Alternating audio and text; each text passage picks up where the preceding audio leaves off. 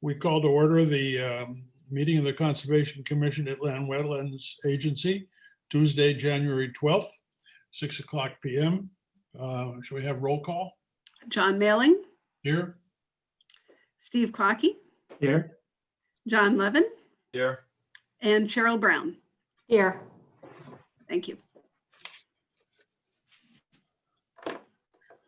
Okay, there being sufficient people, we move to number 3, receipt and discussion. Number S256015 Adams Lane, Dean corrective action, restoration and replanting of wetland and upland review area of a wetland and water course. Okay, and I'm just going to share my screen real quickly.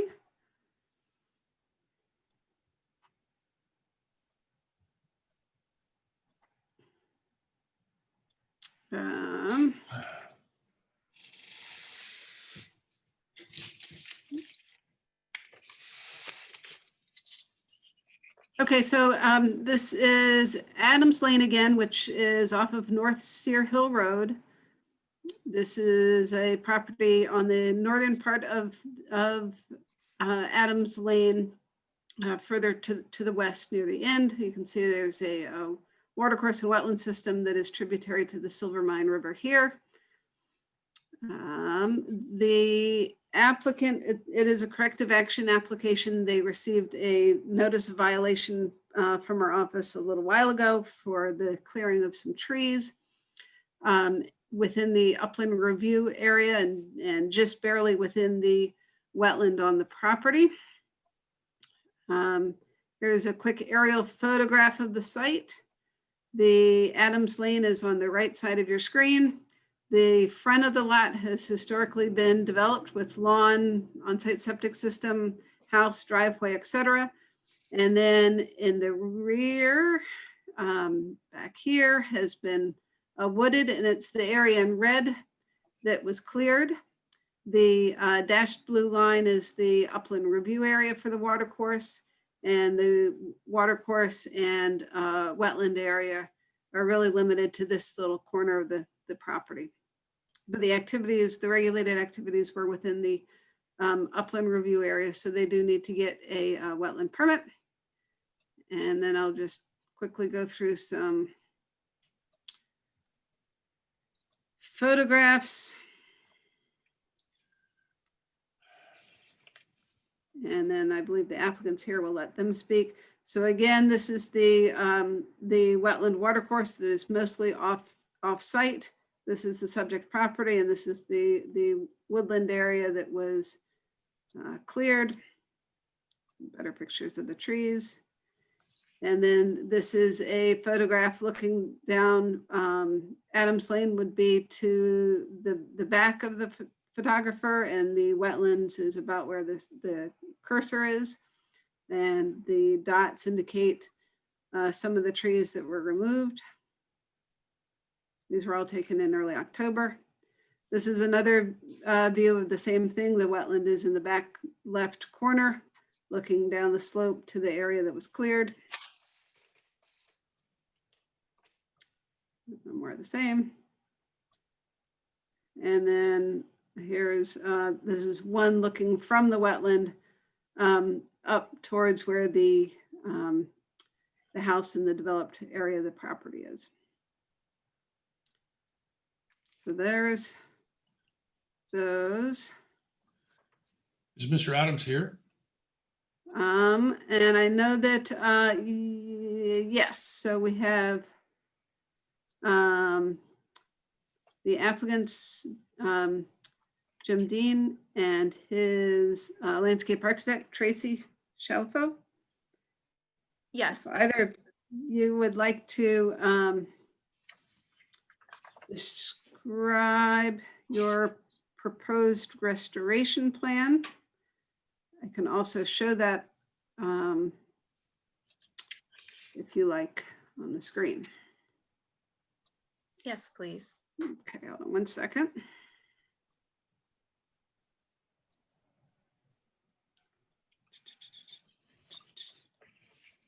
I have the mitigation plan that was on the site, wetlands mitigation plan, but I can't really see it. Right. Now I can see it. There you can see it.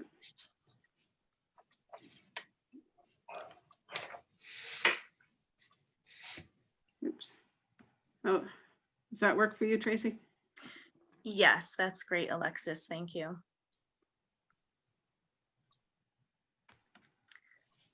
Okay, if you're ready, for the record, I'm Tracy Shalafo with Tracy Shalafo LLC, 7 King Street, Danbury, Connecticut. I'm here for the applicant, Mr. James Dean, for the 15 Adams Lane Norwalk project. So the intention with this clearing was just to remove a few trees from the upland area in order to accommodate an agricultural use. Mr. Dean would like to have a vegetable garden in the non-upland review area. And unfortunately, when the contractor came in, they got a little carried away with the tree clearing. So this wasn't my client's intention, but what's done is done. And, at this point, he would just like to move forward with a very robust mitigation plan to restore both the areas, the 100-foot area within the watercourse and much of the 100-foot upland review area. So this mitigation plan, the goal is basically reforestation over time, and it includes 8 native trees, 2 to 2.5 inch caliper in size, 64 native shrubs, 24 perennials, and then also a seeding of native meadow, for which we'd use a conservation type all native mix that would be mowed once per year, once per growing season, preferably after nesting times. We also indicate the maintained edge of lawn, proposed edge of mowed lawn, and we show the approximate location of his vegetable garden, again, which is in the upland area, the non-wetland review area. The approximate size is 50 by 75, but as you can see, he actually has quite a bit of area to work with there. I'd also like to speak a little bit about the vegetation that was cleared. From my count, there were approximately 8 trees. This is just from counting stumps. And I was able to see some of the stumps looked like they were somewhat decomposed. So I'm estimating maybe 4 of those trees were dying or in decline. I didn't see them prior to cutting, unfortunately, but in addition to noting that and looking at old photos, I saw that there was a lot of bramble, a lot of invasive vegetation within the area. And I saw sites of that resprouting during my site visits as well. So as part of this plan, we're also proposing to remove invasive vegetation within the replanting area by hand and getting the roots and disposing of it off-site. When I looked along the stream corridor, I also noted there is a lot of burning bush there. So I think it would be really beneficial to take out the invasive vegetation, again, within the area of planting to give those native plants plenty of opportunity to grow and thrive. Additionally, I'd just like again to point out that the intention wasn't to take all of these trees down. It was just to make way for an agricultural use, and Mr. Dean is aiming to restore this as best possible. And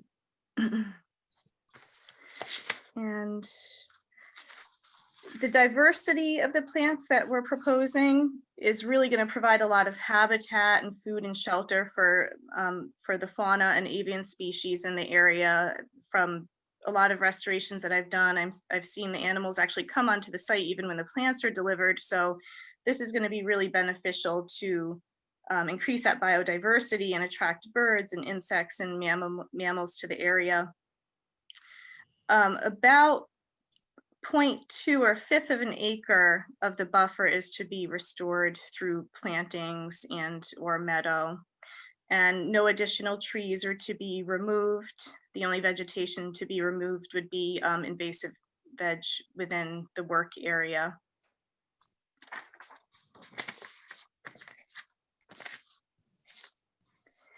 And that, if you have any questions, I don't know if we want to wait till the end, but or if Mr. Dean would like to speak, if you have any questions for him.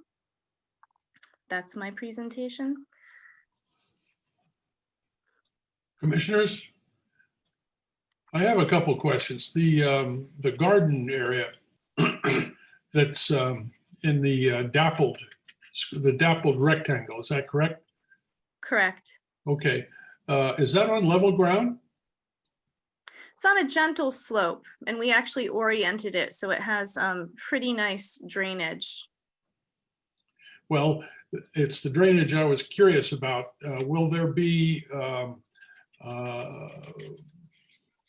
chemical and other kinds of applications, pesticides, fertilizer used in the garden? And if so, is there a proposal for keeping it from running down into the wetlands area? Tracy, let me add to that. I moved here. Well, I'm not into the house yet, but I moved from Greenwich, where I had a house on 5 acres and had a little flock of chickens and a couple of ducks and a couple of geese. And I lived there for 40 years. And in 40 years, we never put an ounce of fertilizer on the property. Because when I was around, I'd let the chickens out and they'd run around in free range. And I didn't want the chickens eating the grass that was fertilized. So I am not a big proponent of grass. The front of the house, I'm putting in some fruit trees, and I'm going to put in some native grass and only mow a geometric pattern around the fruit trees. So I have every intention to use no fertilizer at all.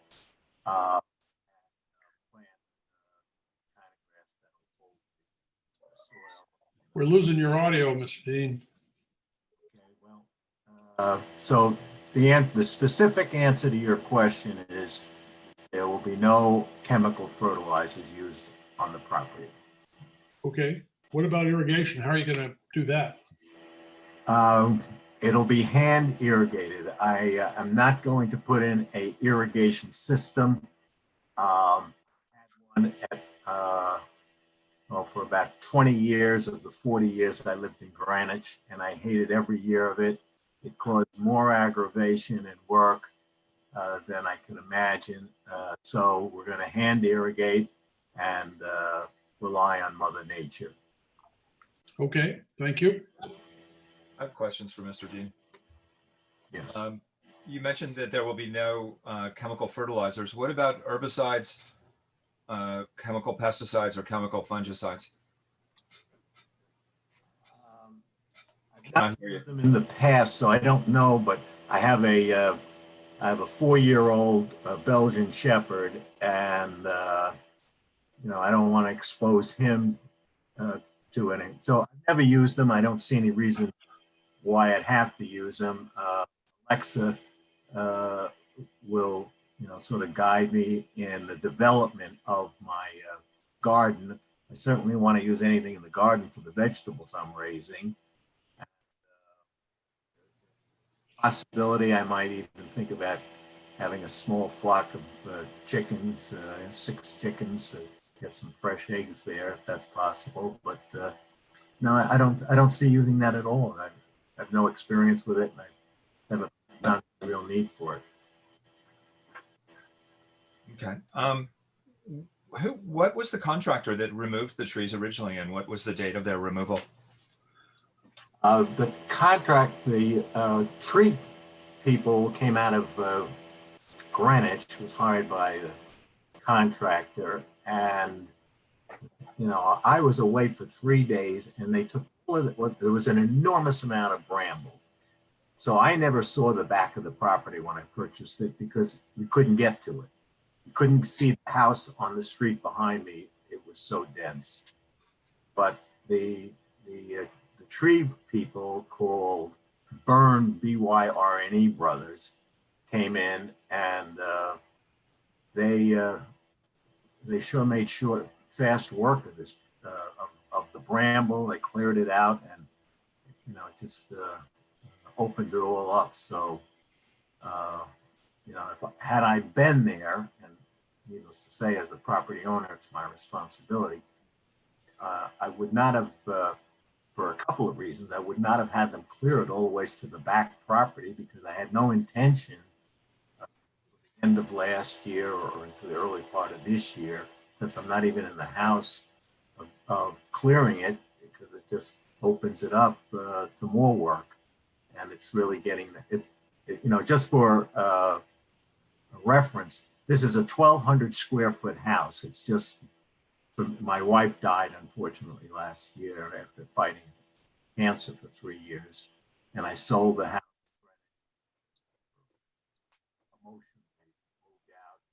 Bought this little house on 1.88 acres, right by Silvermine Golf Club. I joined the golf club, and I just didn't see getting involved to the extent we have gotten involved in this. But Alexis has laid out this very fine game plan to replant this, and I think it'll look very handsome when we're done. And hanging in the cart barn at the Silvermine Golf Club is a photo of Adams Lane and all the properties. And in 1929, it was a farm, and the buildings on but there was not a tree on anywhere on Adams Lane. It was all farmland. So you know, it gives us a little perspective of the timeline it took to grow some of those trees and some of that brush. I purchased the house from Bill Kent for years. Unfortunately, his wife died 7 or 8 years ago, and he is at the age of 75 now. Facility. And it was his trustees that sold the house. So just a little back. Can't hear you again, Jim. So, yeah, so you know, that's you know, that's, so it's a small house. I have no plans to expand it. 1,200 feet is enough for me and the dog, and we'll have the garden and play a little golf. And I'm 76 years old, so life goes on. That's your handicap, sir? Is that what you're saying? Well, 76, is that what? 76. No, that's my average score. Oh, okay. Yeah. All right. But my eye, it should be able to go down a little bit because I just. All right. Does anybody have any further questions for Mr. Dean? Sure. Can you just say the approximate date of the original tree removal, and what's the largest trees? Approximately how tall were they, or what was the tree diameter?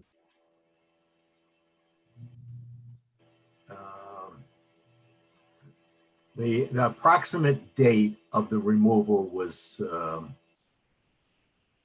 let's call it mid-September. I think I was out there on October 7th. And the arborist, not the arborist, but the trees were in the process of being cut then. Okay, so that's a better timeline.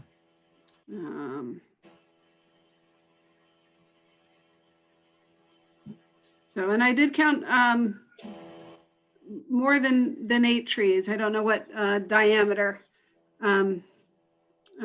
Tracy was counting. But some of them, I mean, this is the person relative to some of the trees. So they were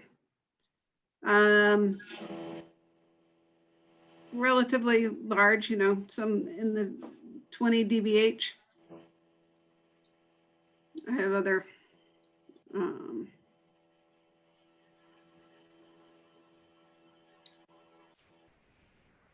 Alexis, what inspired your visit to the property?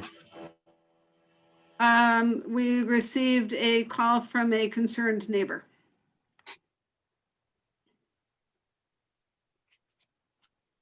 And what is 20 dBH? Sorry. Diameter at breast height, Okay. so 20 inches Yes. Yep. diameter. And how much for the amount of area that's been disturbed, what portion of it you expect to plant as lawn? The narrative says that a portion will be planted as lawn. I'm just wondering what portion. Tracy, you want to talk about lawn? Yeah, so I don't actually have a square footage takeoff for the amount that's being maintained as lawn, but what I can say is, thank you, Alexis. Much of the 100-foot water course offset area is being maintained as meadow, and just a portion just sort of to the south of where you see the label 100-foot water course offset line, a portion that right there, thank you, that is being maintained as lawn, which is quite common within 100-foot offset areas to oftentimes have lawn. So, but we are taking a good portion of that area and converting it to meadow and reforesting it. Yeah, thank you. Any further questions of Mr. Dean or anyone else? This is Tracy. May I say one more thing? Of course. I'm not sure if in this situation a bond is typically asked for, but if at all possible, we would like to have that bond waived. Mr. Dean's intentions are good. He's going to restore this according to the plan. And if at all possible, we'd like to have that waived. If that's a decision that you can make.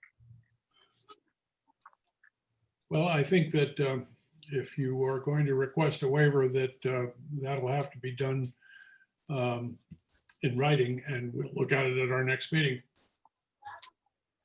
Okay, thank you. We'll prepare that. Okay, any further questions on this application? Hearing none, then we can move on with, thank you folks for telling us what your plans are. Thank So you. it'll be on the agenda. This is just the receipt of the application. The agency is not allowed to make any decisions this evening. They have to wait a minimum of 14 days.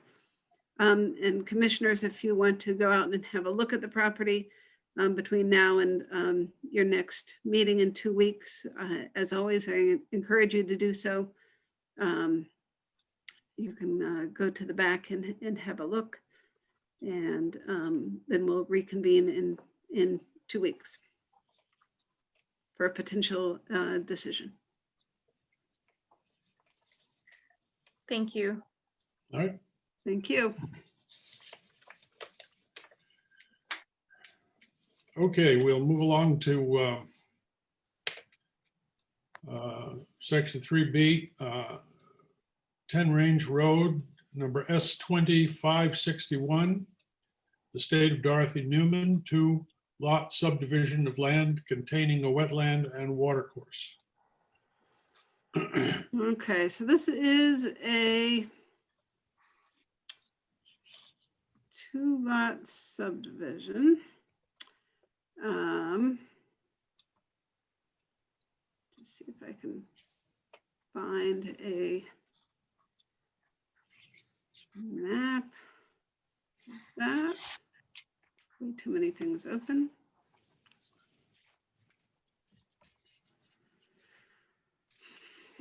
All right, so this this property is down in Rowayton. This is the 5 Mile River on the left.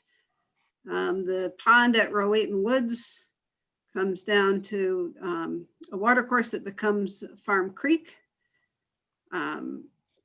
Witch Lane cuts across east-west this way, and at the intersection of which and range is the parcel in question.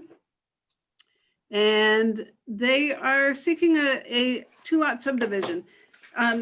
This property does have a bit of a backstory. In 2016, there were applications in front of the Conservation Commission to develop 3 out of 4 lots. The 4th lot has an existing house on it, and the other 3 were proposed, are currently vacant and were proposed to be developed and had full site plans. The commissioners that were serving at that time may remember these applications.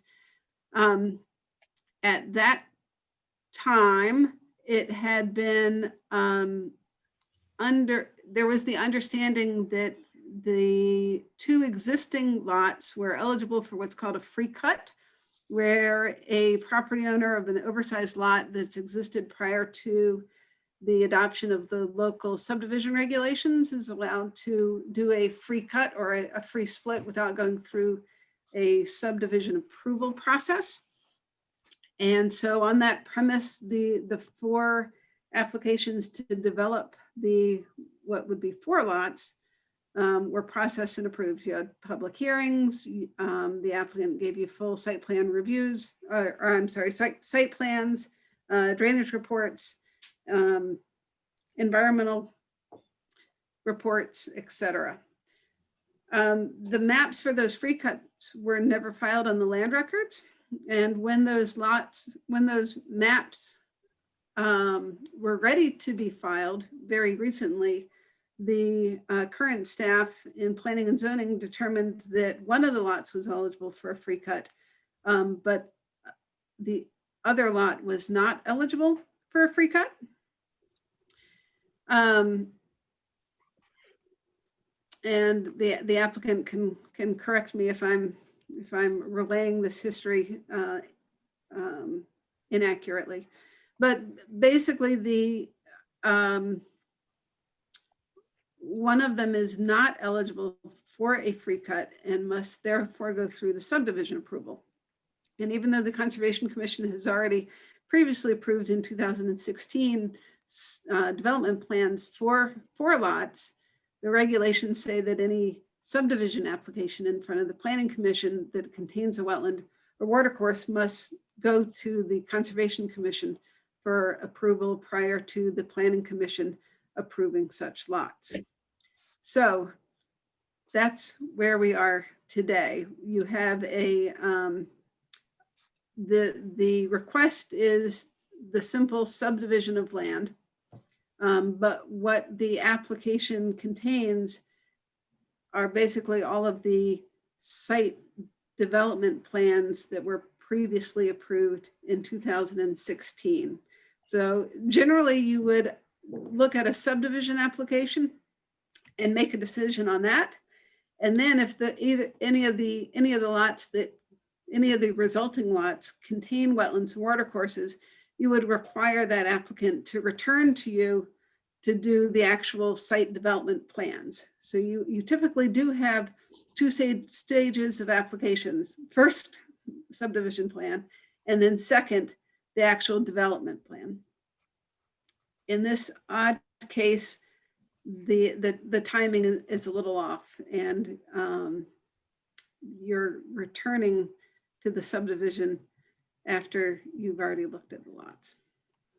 So we're not considering the actual development itself. We're simply looking at the 2 pieces of property that were originally described and originally presented to the commission, and which are now unchanged from that. And as a more or less of a formality, they need to go through and get us to okay that we're still have no particular objection to the division. Is that, or subdivision? Is that correct? That's a reasonable summary, yes. All right. So with that, I'll turn it over to the applicant or the applicant's representatives. Thank you, Alexis, and members of the Conservation Commission For the record, my name is Liz Suchy. I'm a partner at Carmody, Torrance, Sandak, and Hennessy, and we represent the estate of Dorothy Newman, which is the owner of the property, as well as the co-executors of the estate, Wendy Bardos and Barbara McDonald. And Ms. McDonald is on tonight's Zoom call. Also on the call are Kate Throckmorton and Tom Nelson. Kate is, of course, of Environmental Land Solutions, and Tom Nelson is with the professional engineer with McCord Engineering. I think between Alexis and Mr. Mailing, you both described the circumstance very, very accurately. It's kind of backwards the way it's appearing before you. Typically, as Alexis indicated, if a lot was to be subdivided, the subdivision application and the subdivision plan, which is on the screen in front of you, would be the first document, first application that you would review and render, upon which you render a decision. And that would subsequently be followed by development plans for individual lots that contain wetlands, watercourses, or upland review areas. Nothing has changed with respect to the configuration of the two lots that were originally contemplated to be divided by virtue of a free cut or a first cut. And neither are there any changes to the development plans approved in 2016 for each lot, which approvals remain in force and effect today. And as Mr. Mailing indicated, it really is a formality to situate lot lines on the ground and on paper.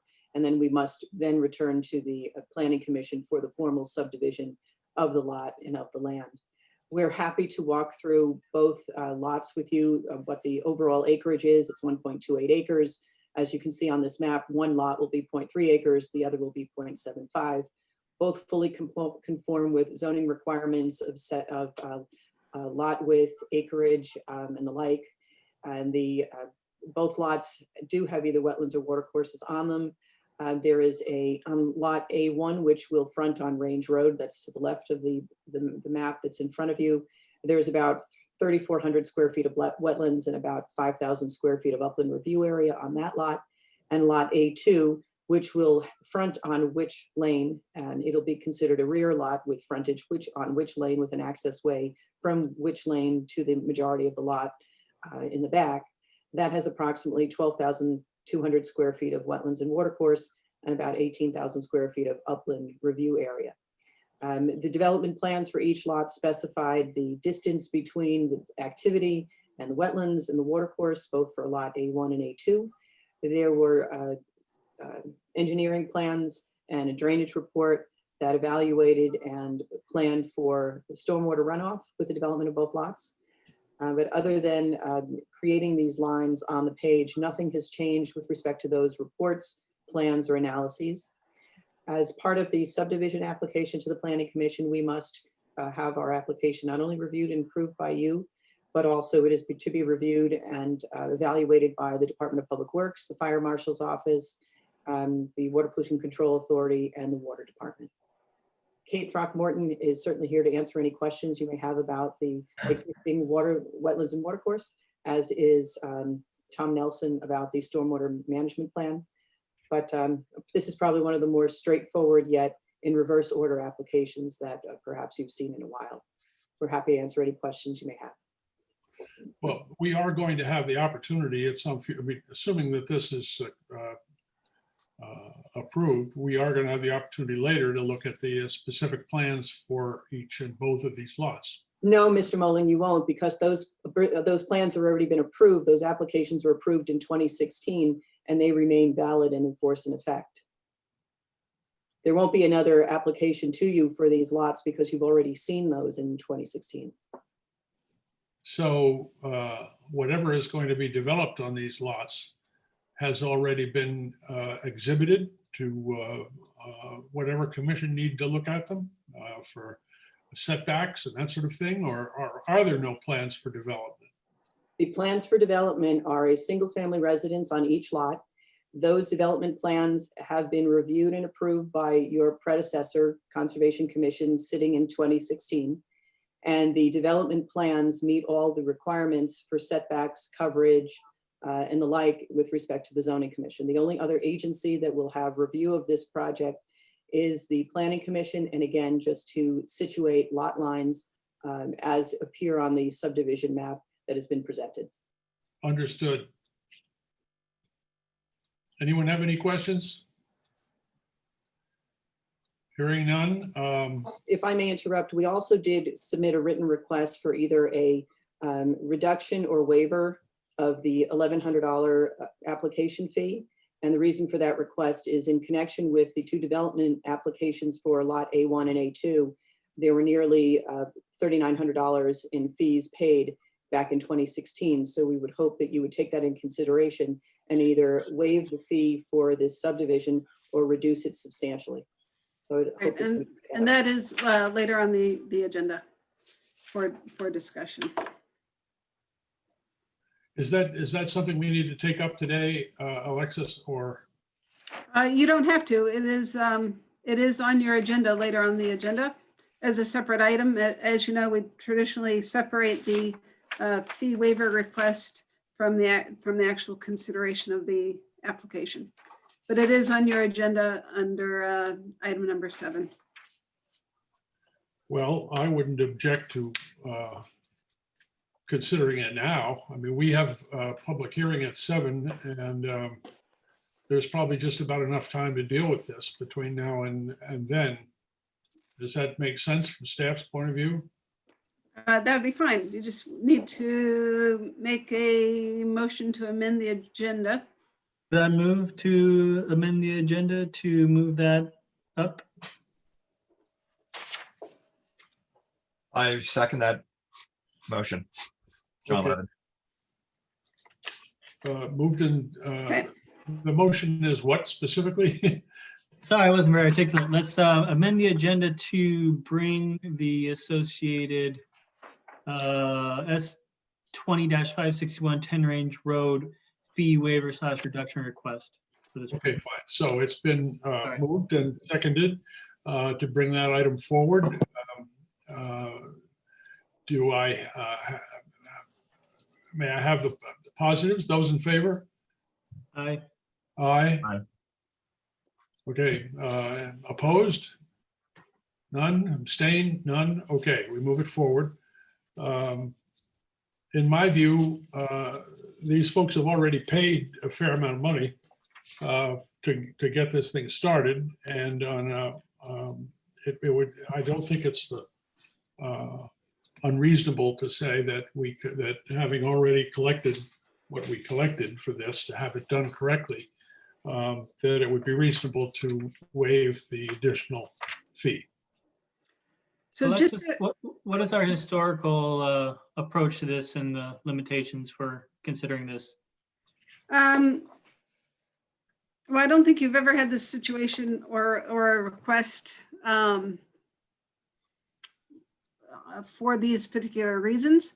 Just to clarify, John, so if traditionally, if it was in the right trajectory of if it had been determined that a subdivision was required, they'd go through and get the subdivision, and then they would go through and get the site development plans with both sets of fees.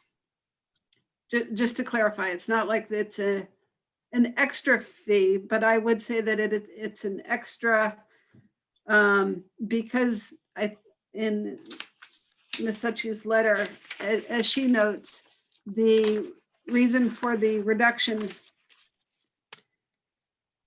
goes down to the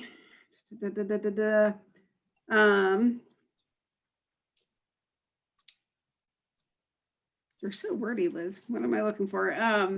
That due to the limited amount of review necessary, since the development has already kind of been previously vetted, that the amount of the fee is in excess of basically the effort of review necessary.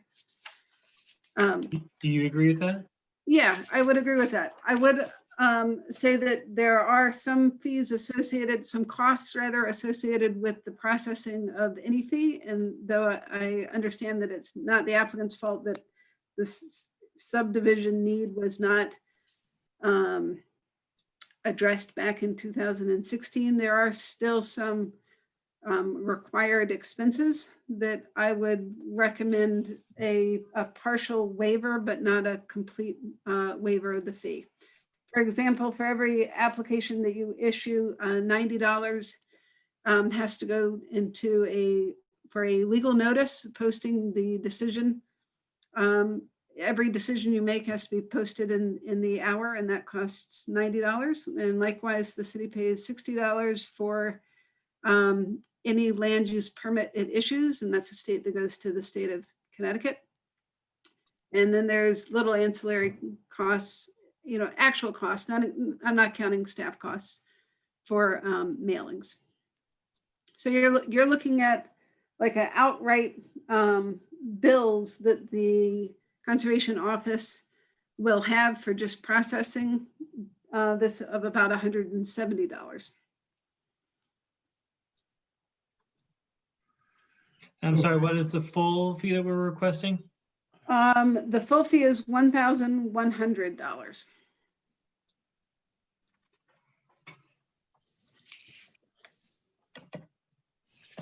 What's the 100, the post? The $1,100 is for what, Alexis? I'm getting down to the pennies here, but I don't. Yep, the 1,100 is the fee schedule. So there is a base fee of $510 for an intermediate regulated activity. And then when you had set up your fees back in 2005, I think it was, you have some additional fees for certain activities. So there's additional fees for a new house construction or a new multifamily or a new residential. And then there's also an activity fee for the number of lots. So with the subdivision plan, that activity fee comes to $500. So you have a $510 base fee, $500 activity fee, and a $90 legal notice fee. You add those up, that comes to $1,100. I'd be game for cutting it in half. Is that reasonable? It's up to you guys. We were asking 1,400. I mean, if 1,100 is something that we're actually looking to actually pay out on this, I would say let's reduce it to that. No, I'm sorry. So the actual fee was misquoted to the applicant. It's not 1,400, it's 1,100 is the actual fee. Oh. Well, then we. And then Mr. Clocky already was reduced suggesting. by $300, Liz.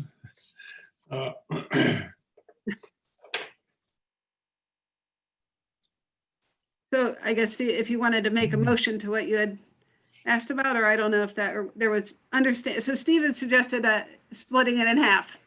I concur with You Stephen. can do whatever. I was just throwing a number out there, guys, to keep it moving. I don't know. I'm Cheryl, what do in. you think? Let's do that.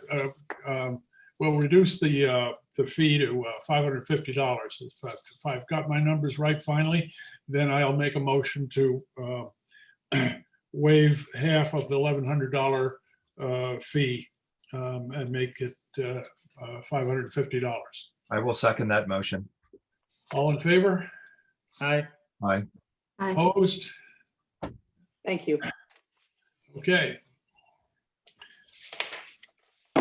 Any more questions on this issue for Liz or Kate or anybody who's still around? No. All right, we have a 7 o'clock public hearing.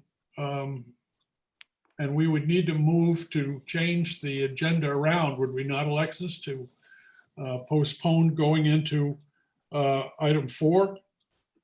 You have not traditionally. The way that you've worded your agenda is that the public hearing begins at 7, and then at the conclusion of the public hearing, you return to your regularly scheduled program. So we just have the public hearing and then we go back to. That's what second you've floor? always done in the past. Well, then that's just fine with me. Let's do that. We will now convene. Well, what time is it? We have 4 minutes to go. If anyone wants to sharpen their pencils, it will be a public hearing on 125 Richards Avenue. Can we start discussing that and then allow whomever has come for the public hearing to No, not really. It's just your public hearing. No discussion is scheduled. If I may ask a question, the matter on Range Road, the estate of Dorothy Newman, that would be scheduled for action at your next meeting. Okay. Yes, Well, indeed. I just So, want to thank everyone for their time tonight and wish everyone a happy new year. We'll see you in about 2 weeks. thank you, Attorney you. Suchi.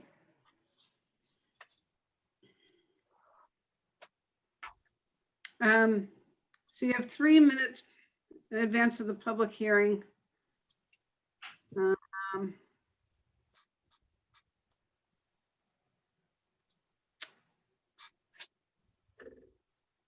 Would it be quick and easy in 3 minutes to maybe approve the schedule for 2021? It's a great idea. Sure, you just have to amend your agenda once again. I would like to move to amend the agenda to squeeze in discussion of the adoption of the 2021 meeting calendar. I second that motion. All in favor? Aye.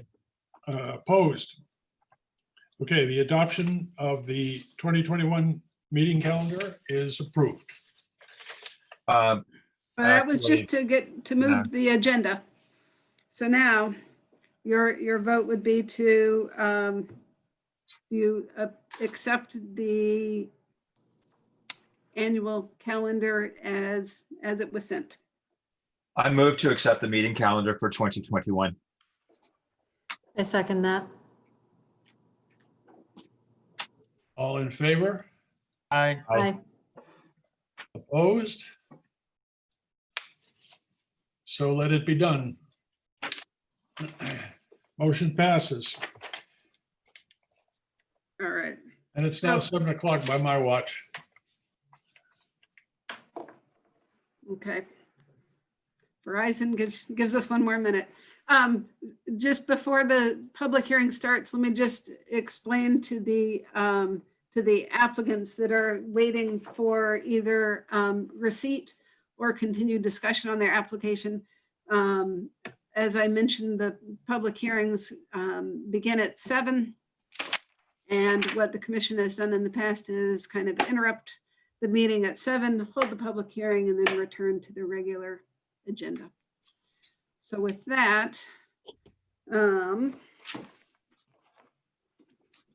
think it is 7.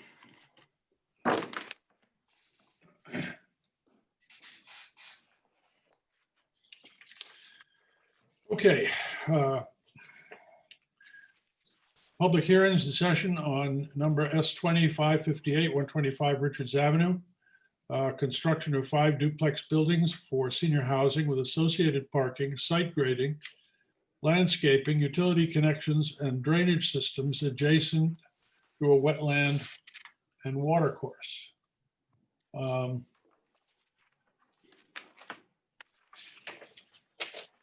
Alexis? All right, I will call the roll for the public hearing. We have John Mailing, Oh, Yes. there he is, Steve Clocky, Here. John Levin, Here. and Cheryl Brown. here. Okay, I also note that legal notice of the public hearing was published in the Norwalk Hour on Wednesday, December 30th and Thursday, January 7th, giving information regarding the public hearing and how to log on to this virtual experience. This application was received at your last meeting. You did not have too many comments. However, you did note that due to the amount of material that would be graded within the upland review area, it is a significant regulated activity, and all significant regulated activities require a public hearing in addition to a few other requirements. So with that, commissioners, do you have any questions for staff before the public hearing component begins? Questions for staff? Anyone? And then would you like me to just briefly go over the public hearing procedure for anyone that's listening in or wanting to participate? That would be delightful. All right. So the purpose of the public hearing is to gather information from the public so that the the agency can make a informed decision. Typically, the agency looks at the submitted applications, materials, the verbal testimony from the applicant, and any input from staff. What a public hearing allows is for the public to provide additional information regarding the site or any elements of the proposed development that might help them in rendering their decision. It is not a back and forth, so that you can certainly ask questions of the applicant. The applicant is not required to answer them. You have only one opportunity to make comment on the application. So make your comments and make all of them, because generally you're not invited back to provide more comments. The public hearing will begin with the applicant making a brief presentation of their proposal. Then it will go to public comment. And then the applicant always has the opportunity to do a final rebuttal. I think that's it. With that, applicant, you have the floor. Yeah, the applicant is invited to Great. make a presentation. Thank you all. My name's Adam Blank. I'm the attorney for the applicant RAP2 LLC, which is the owner of 125 Richards Avenue, about 2.54 acres of property. I apologize. I'm not at home or in my office, and the Wi-Fi here is terrible, so I'm doing this from my car. But if I can share my screen, it will detract from me being in the car.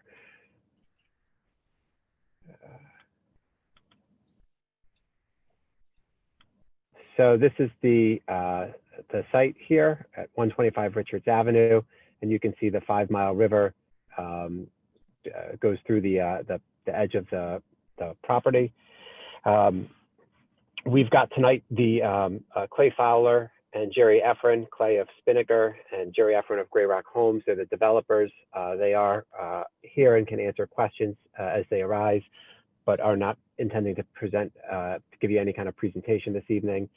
Additionally, we've got Lenny DeAndrea, the project engineer. He'll speak briefly after me, and Matt Pop, the landscape architect, will overview with you the landscape plan. The proposal is to develop 10 units of elderly or senior housing contained in 5 buildings. Off of Richards Avenue is the entrance, and you can see there is the 5 Mile River, and there are some wetlands in here. This is the boundary. The units, this is an angle of what the units would look like from the front. And we do have, this is a view from across the 5 Mile River. There's actually there's a fair amount more vegetation than what's seen here, but this just kind of gives you a view of what the back of the units will look like. Going back to the overview, as you know from fairly recent history, there was a congregate care or assisted living facility that went in next door that came through you folks on Wetlands. There are also other condominiums, apartments, and office buildings all in our immediate vicinity. We believe this is a really good development for Norwalk in providing senior housing, which there is a need for, particularly sort of independent senior housing where folks could age in place. These are all first floor master bedroom handicap accessible units, which I think is a really nice complement, particularly with us having next door, there being a congregate care facility. This provides another option and complements that, and also sort of scales us from a much bigger development to a more sort of neighborhood friendly development as you move away from Route 1 down here. The site, the topography of the site, you can see the topo lines. It's a fairly gradual slope, but it slopes from Richards down towards the 5 Mile River. And in the grading plan, you can see, I'll try to make out just a portion of these two units fall within the 100-foot review area. It's obviously all outside of the wetlands itself. I think with that overview, unless you have questions for me, I will turn it over to Lenny DeAndrea. And Alexis, has he been invited in? I know he's on.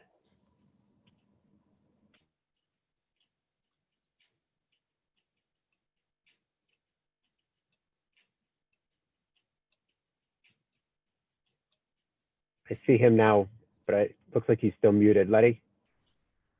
There, I'm getting there. Here we go. All right. Here I am. Can I bring up my plans to be shared? Can you all see that? Uh-oh. Len, do you see on the bottom of the screen, share screen? Yes, share With an arrow? screen, but you can hear me, correct? Yeah, we can Okay, hear all you. right, so share screen. And then Okay, click on what you want to share. okay, there we go. All right. I'll go, let's see, he taught me how to do this today here. I'd like to make this one a little bit larger and then pull it up. Okay, so I'm going to start again. Let me make this just a tad smaller. I'll start here again on the west side because this is where the regulated areas are. We have about 360 feet of the 5 Mile River running through our site, traveling from north, top of the page, to the south. To the east of that, towards the Richards Avenue, is where you have your fringe wetland line, and that's shown with these little flags. So as you see here, you've got these little flags noted. That was delineated by William Kenny, the soil scientist, a number of years ago. And then as you continue east a little bit more, you have this line here where you see the zone AE, and that's a series of little dots. That is the plotted limit of the FEMA floodplain for the 100-year event. East of that, then you get to where this arrow is pointing, and it's just about where you see a dashed line with a bunch of little X's. That is the 100 setback review area, upland review area. And it coincides with a line of silt fence that we talked about the last hearing, which was put into place prior to when there was a little site work being done here just to kind of prep the area and clean it up. The areas that we're talking about is a wetland of about 0.2 acres or about 12,200 square feet, which is about 11% of the site. And then beyond that is another 0.18 acres or about 7,800 square feet or 7% of the site that also constitutes the upland review area. And for our design, again, this line, as you follow my cursor here where that silt fence is, that's basically where we started this. We said, we don't certainly want to go any farther into the buffer than need be. The contours work out in this area where it's sloping down fairly moderately, but it works out perfectly to then land the back of our units. So as I go to the next page, this again is that same location as Adam was talking about. There's that upland review area coming right through here. We set these up so that they would be walkouts, and that would minimize our site disturbance. And then, believe it or not, this site is fairly gradual. It's only about a 6% slope as you go completely across this property from west to east. So what we proposed in here now is 5, call them duplexes, 5 buildings, and they follow the grade down coming from Richards Avenue. Each has a 1-car garage. They end by splitting off with a little parking area and driveway to the north. Same thing to the south. That provides us with the emergency access so fire trucks can get in here and turn around. And then you see again, the units define the limit of the project. So we don't have any driveways beyond the units. So it's all on the east side. We certainly tried to keep our driveway to the minimum. As we come down, we have it 20 feet wide as you come off of Richard Avenue.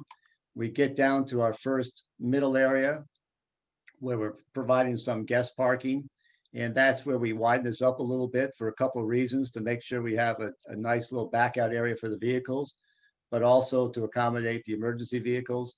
And then we come out and we go north to south again, and these serve two purposes. Often we're asked questions about what do you do for snow removal? And in this case here, you can push the snow to the north, not down towards the river. You can then push the snow to the south, not down towards the river. So we've keeping all this activity to the east of the easterly face of the units. As we come down, we've got a couple of catch basins right in this location here where it's contour 78. They'll be equipped, of course, with sumps and traps. And then we have one in the northwest corner of the parking lot to the north, and then one similar in the southwest corner to the south. So our drainage management plan is such that, although it looks like it's something fairly extensive on paper, and it is, and developers don't like to see it, it's all in the ground. The soils are very, very good. This is a very gravelly source of material. In fact, years and years ago, they actually mined some of this for the I-95 turnpike construction. That was done more to the south and in areas in the southwest corner. So in this area, it's fairly natural. These, because the soils are so good too, we're using the larger units. Oftentimes you see those black half rounds called product name Coltec. These soils are good enough that and deep enough that we're using the typical old dry wells, concrete dry wells at about 4 feet deep. And then we break it up into 3 sections. So you have a first array in this center section here. And then as you come down, you split it off and we have arrays to the north and the south. Each array has its own overflow, which is a level spreader that discharges just behind the unit. So we spread that out. And we do that for the center one, the northerly one, which is right over here, and the southerly one here as well. You'll also see these kind of little called triangles here. These are little splash pads, but what they serve is just the footing drains. And with these gravelly soils, we don't expect them to really discharge any water to speak of. If it did, it would be a trickle because again, these soils are so nice. What this system does is, of course, attenuate the increases that the impervious surfaces would bring to this property. But what's always interesting is we don't seldom get a chance to include infiltration. So think about it this way: these systems are, and engineers don't like to hear that expression either, but over designed because we are not taking into consideration the infiltration rate of these soils, which is very high. So this is a theoretical design, and it's a detention system, also designed so that it will retain and infiltrate that first inch of rainfall. But the reality is it'll infiltrate far more than that because that's been neglected in our computations. And for our computation, for every storm, from the 1 year all the way through the 100-year event, we see a drop in the peak rate of discharge for this site. But keep in mind, again, what's good about systems like this is that this also brings in water that normally would be shed off into the river and downstream. And it provides infiltration that then contributes to the base flow of the river. So that's something we certainly want, to hydrate everything to the west of these units. So it infiltrates the soils, it migrates across, and ultimately provides what we call a base flow to the 5 Mile River when there's very little rainfall, and also hydrates the wetlands. Other than that, we're bringing in utilities from Richards Avenue. It has all the utilities that we need. Everything will be located underground, no overhead poles. Because of the sewer system out in Richards Avenue, and because we're dropping, this will have individual pump systems for each of the buildings, and they're not all tied together. They're independent. They will pump up to the street where there's an existing gravity sewer line. Water, gas will all be underground. And again, these are fairly they're slightly stepped, but because the site is fairly moderate slope, there's not a lot of grade change. We did use some walls on the south side over here, just because we are stepping from one unit down to the other. But the roadway is a nice smooth transition down from the upper level to the lower level. And then we get to the easterly side of these back units, and that's it. That's the end of our disturbance. So it's easy to protect during construction. We follow this with, there's our test pit information there if you're so inclined. And then we follow this with our sedimentation erosion control plan, tree protection, anti-tracking pad, stockpile areas, double row of silt fence, again, behind the limit of disturbance, and site monitoring as the course of construction continues on. And that's basically the general presentation. Unless you have any specific questions, we can turn it over to Matt for the landscaping.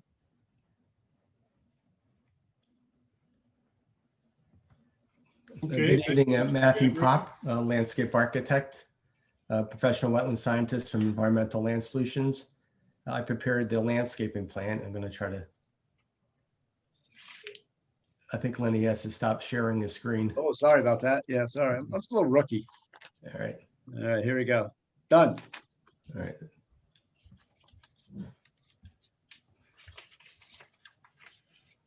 Okay, if there are no further elements of presentation, I was just going to go over the landscaping plan briefly. okay, that's fine. That's shared. Again, I prepared the landscaping plan, mainly using native species, oaks, maples, birch for the shade trees, shad and hawthorn for the flowering trees. We have American hollies we're using for evergreen screening along with spruce. The shrubs, again, they're low maintenance shrubs. It's kind of a simple landscape project. There's no light poles on the site, so we don't have to worry about light pollution. I kind of like the idea that the buffer along the wetlands and the river is consistent with the property to the south. It creates a good wildlife corridor.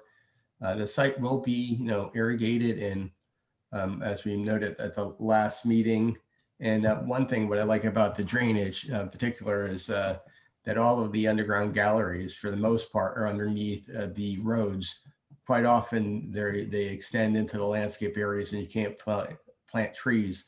But on this project, since the soils are so well draining, that they're all underneath the driveway. So it's I think it's a great benefit. So again, it's just a simple landscape plan, mainly using native plants. The wetland buffer in the back stays undisturbed.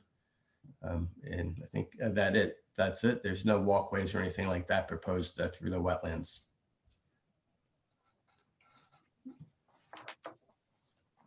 And if there's any questions, I'll be happy to answer them. Yeah, okay. If there are members of the public here that would like to ask questions about this presentation or anything else regarding the application, you're welcome to do so now. Diane Loricella has her hand up if.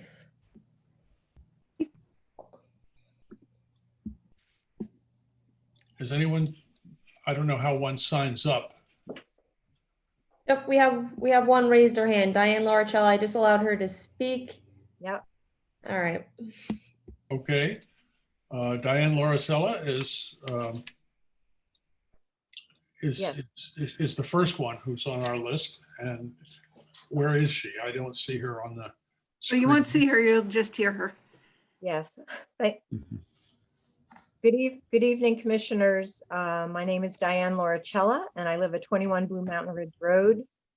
I'm here tonight briefly just to offer some suggestions to this project. I took a look at what was proposed. I listened into the presentation this evening, and I think it's important for you all to know how many buildings they can place on this parcel and what is the maximum square footage. The reason I'm suggesting that you inquire about that is because, in my opinion, this parcel is heavily developed, densely developed.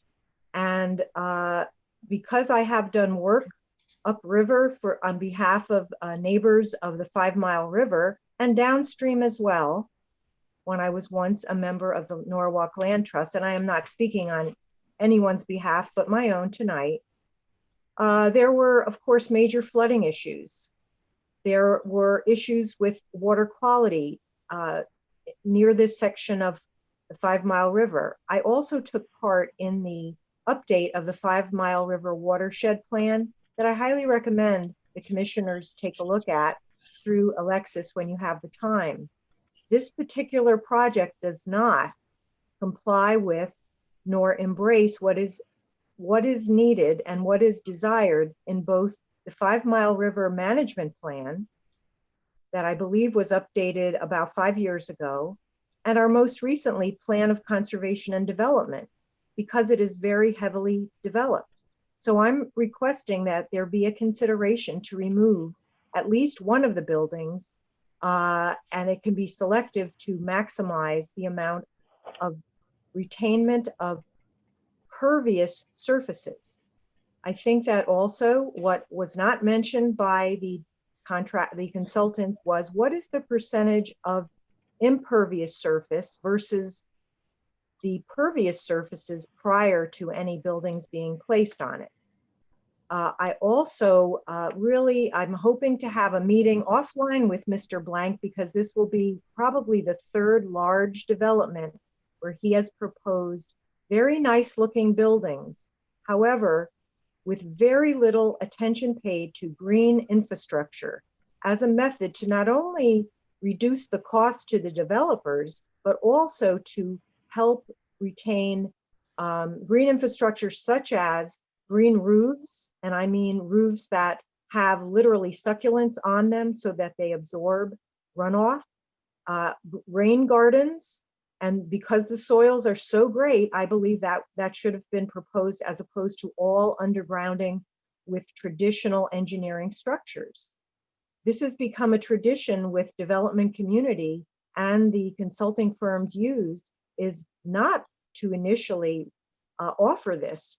Instead, they offer traditional stormwater management unless our land use boards request it or tell them to do so. I ask this time because of the wonderful resource in their backyard, the 5 Mile River, that this commission speak on behalf of the open space that's going to be lost here and the 5 Mile River, and request either they go back to the drawing board or they are willing to place rain gardens and other green infrastructure on this project, in addition to reducing the density of the buildings.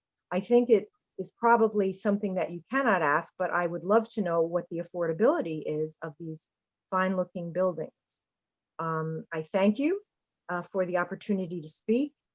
You as commissioners do have the ability to drop buildings, to tell them to remove buildings from parcels when especially they are so heavily densified as in this case. Lastly, you could also ask that in certain areas where they have roadways and where they have sidewalks and parking, that they make that pervious where it is perceived to be reasonable. I know with seniors, there might be some unsteadiness in their gait. We're all getting on in years.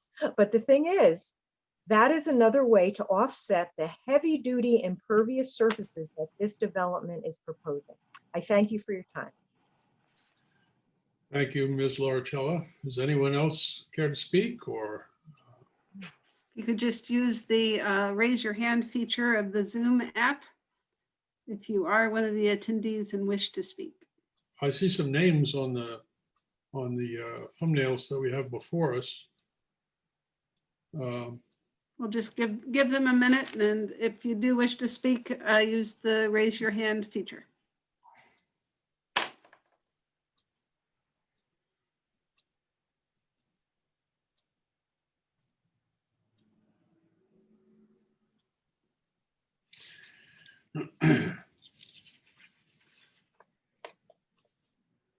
I think that might be it for public comment. Hearing no further public comments, the public hearings. I would like to return to the agenda. Recap of section 4 with thanks to the folks who presented on 125 Richards. Is it? Sir, Mr. Chair or Acting Chair, can we respond to the comments from Ms. Loricello before you close the public hearing? If you wish. Thank you. We'd like to. To just point out a couple of things for you. The application that's in front of you is also in front of the Planning and Zoning Commissions in connection with a text change to allow this development to move forward. This site could be subdivided. Under the subdivision rules, we could have 17 units.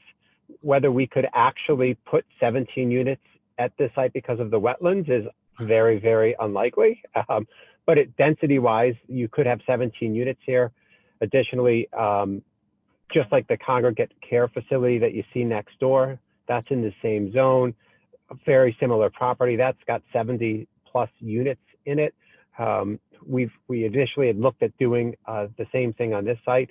We could have 50 units go in a bigger building on this site.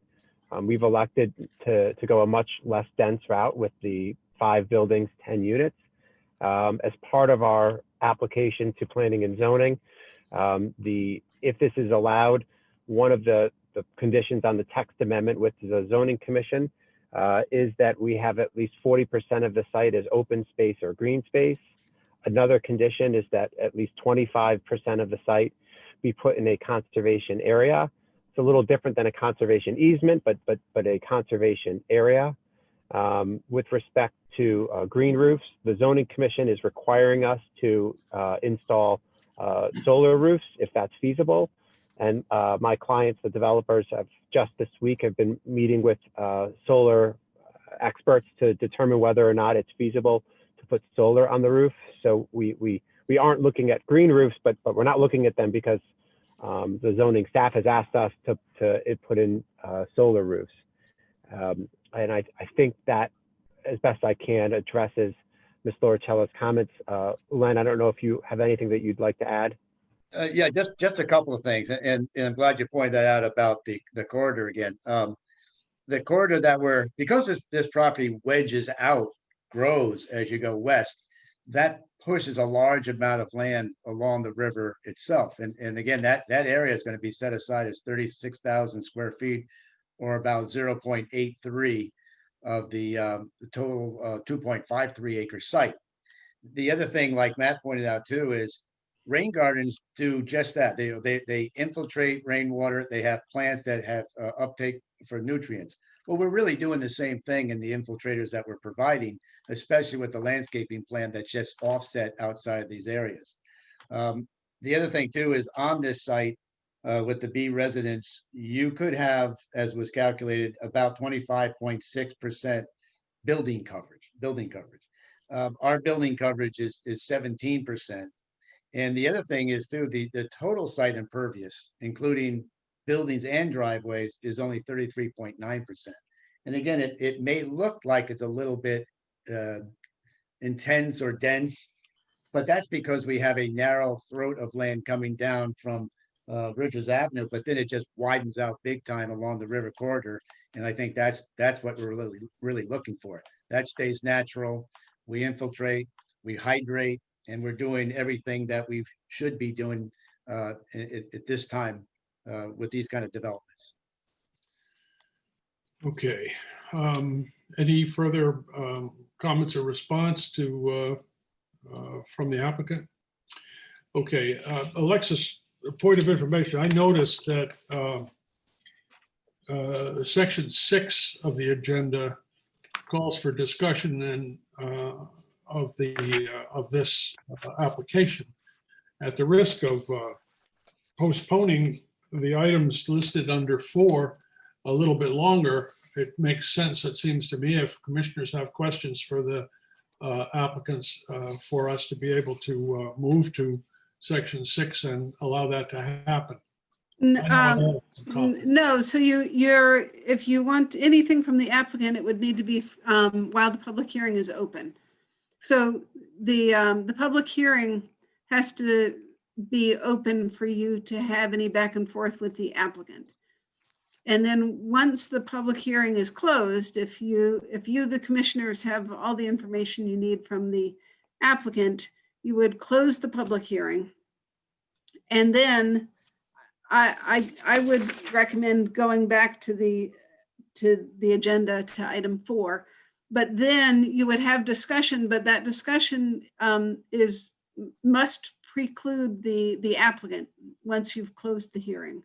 So if you have any questions for the applicant, ask it now during the public hearing. Once the public hearing is closed, the applicant can no longer comment or participate. But you can have, that's what that item 6 is, your discussion just amongst yourself and staff. The applicant can listen in but can't participate, regarding the record, all the information that you've. Okay, then I, for one, would like to take advantage of the opportunity to address the applicants, and I'm sure other commissioners would as well. Alexis, can I ask you to put that photograph up that I took from the back of the Bridges development? Hold on one. It's not a very good photograph, but before I ask the questions, it's easier to show that graphic. Okay, let me see if I'm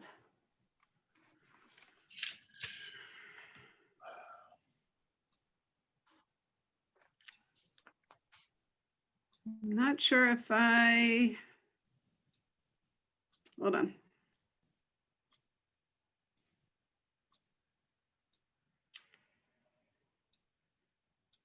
I did not add it to the website. Okay, Um, and we'll work around. okay. My question, I will work on getting it. If you want to ask any questions, I will work on. I can get it. It will just take me a little bit. all right, well, one question I wanted to ask is, standing on the parking lot of the Bridges development next door to 125, it is significantly higher. And I wasn't aware that you're planning to put in any great quantity of fill to equalize the distance and the difference in height. Did I miss that? I mean, are you planning to excavate where the property currently sits and put your undergrounds there? Or will there be fill brought in and the development made somewhat higher or more similar to the one that's adjacent?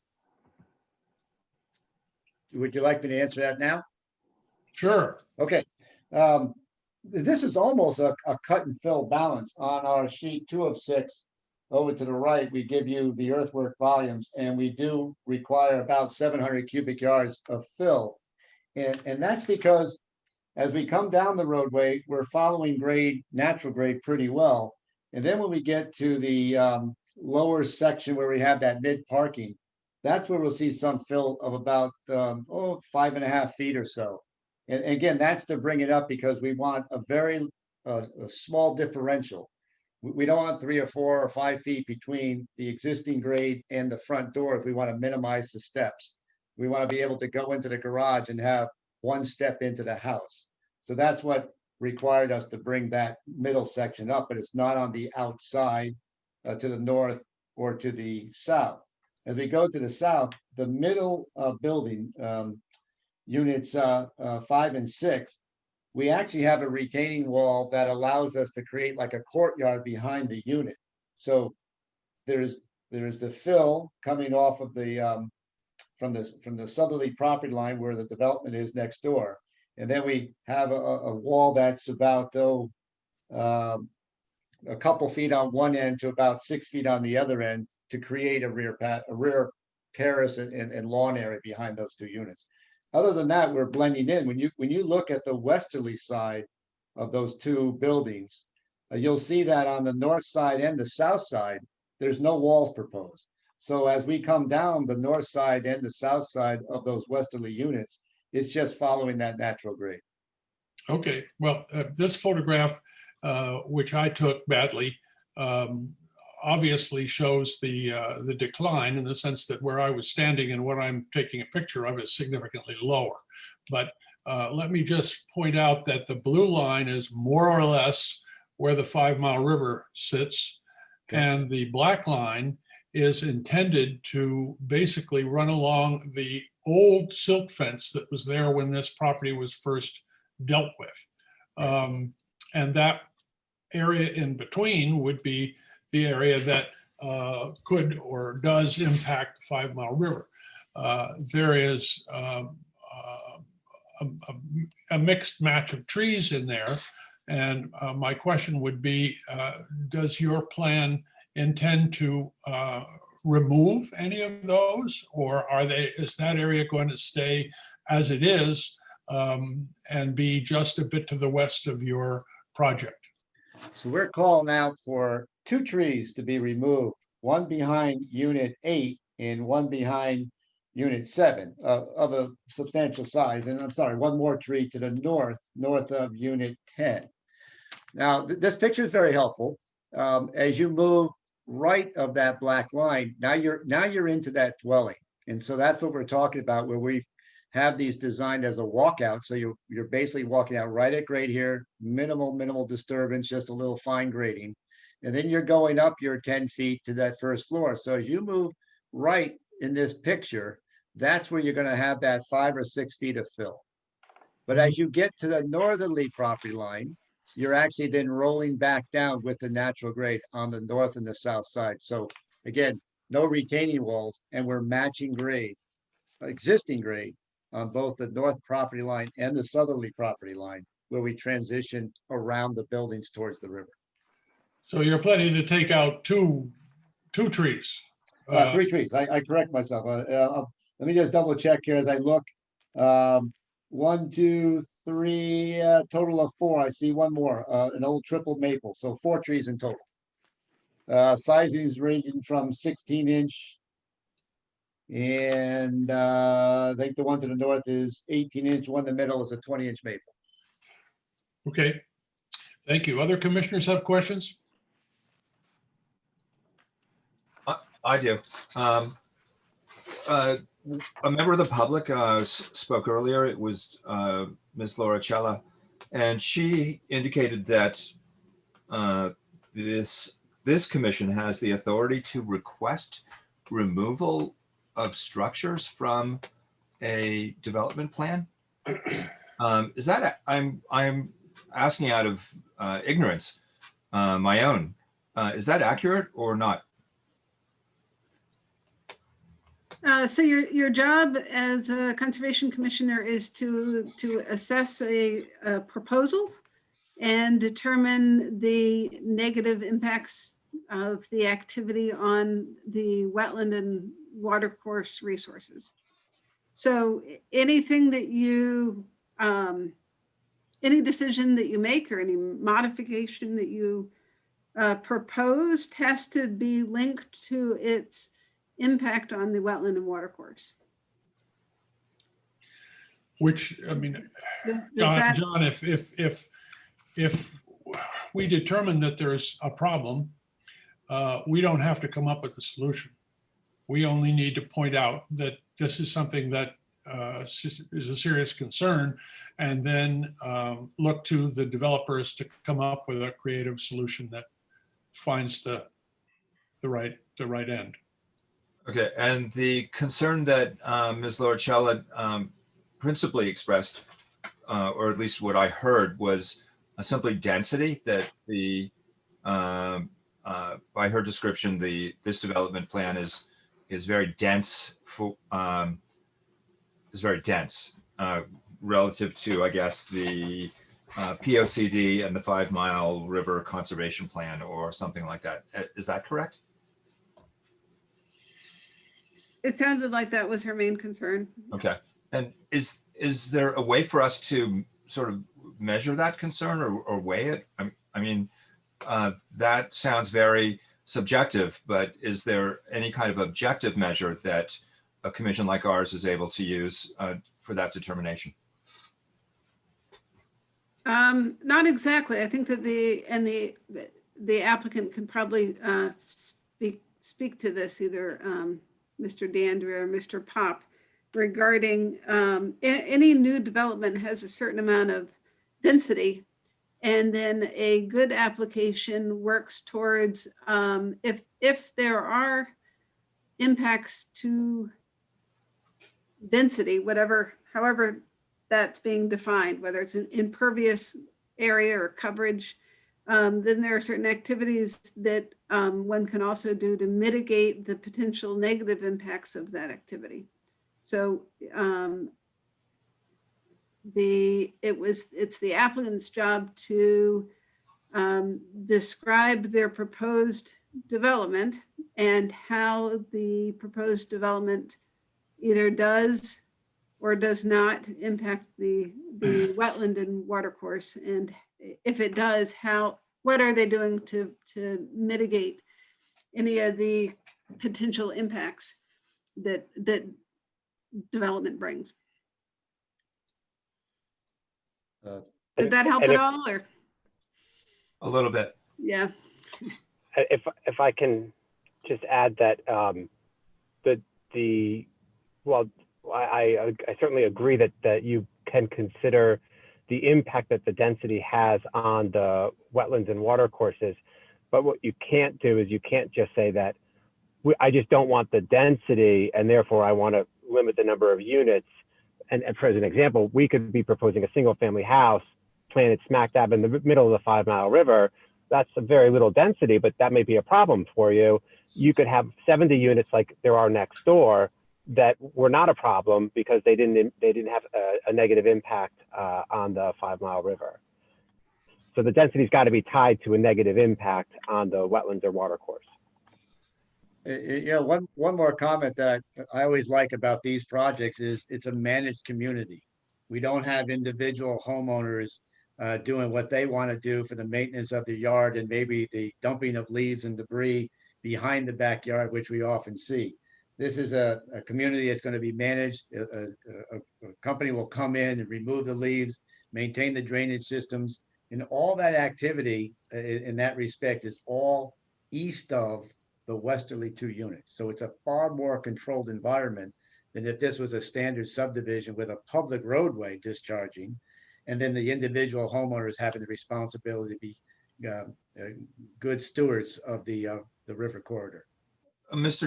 D'Andrea, with respect to what you just described, is the ownership going to be in the form of a co-op then, or a condominium, or are these rental units, or what? I'll let Adam speak to that.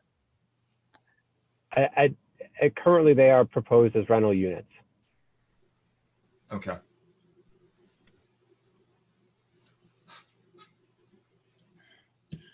Any further questions from commissioners? Okay, then at this point, it would be appropriate to move to close the public hearing, I believe. Alexis, if I'm wrong about that, don't hesitate to let me know. But no, just so you don't want to close the public hearing if any of you would like any additional information or answers from the applicant, or if you haven't gone to the site, if you you don't want to go to the site after the public hearing is closed. Once the public hearing is closed, you can ask staff questions. okay, So understood. Then can I ask one more question then? Mr. Blank made reference to the zoning commission requesting the placement of solar roofs onto all of the units. Is that correct? And I don't know what are solar roofs? These are roofs with solar panels to collect electricity, or what? What are they? It's maybe I misspoke. So yeah, the zoning commission has asked us to look at the feasibility of solar panels on the roofs, which is what we are doing. And it's something that they are entitled to ask for in connection with a text amendment. And when do you expect to be responding to that request? And can we be informed of the response? I don't know that. I know that there were some folks out this week looking at it. I don't know when our side will have the feasibility study. I don't know if Jerry or Clay has any indication of timing on that. I wouldn't want to tie that to this if that's okay with you. I also don't think that will impact the wetlands. Understood. Okay, thank you. Commissioners, anything further at this point? Understanding that henceforth, if we close the public hearing, any of our concerns will have to be addressed with staff. That'll be the limit. And with that caveat, I move that we close the public hearing on 125 Richards Avenue. Do I hear a second? I second that. Any discussion? All in favor? Aye. Aye. Aye. Opposed? Carries. Thank you all. Thank you.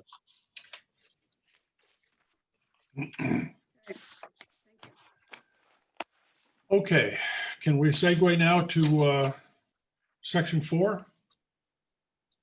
Yes. No, you're on section 3 still, item C. The receipt of application S2562, 761 Main Avenue. Oh, Main Avenue. Yep. Okay. S2562, 761 Main Avenue, construction of multifamily residence, on-site septic, stormwater management, landscaping adjacent to wetland and watercourse. Is the Yes. proposer here? Yep, and I'll just give you a quick screen share. So this is the 761 Main Avenue is has been known for a while now as iPark. Right. So this is the Norwalk Wilton line, the Route 7 or the old Route 7 Main Avenue corridor is here, and it roughly parallels the Norwalk River, which you have to cross in order to get into the site. On the opposite side of the intersection is what is called Walmart complex. And the proposed residential development would be in the southern end of the 761 parcel that is currently a above ground parking lot. The parcel extends into Wilton up to, what is this, Kent, I think.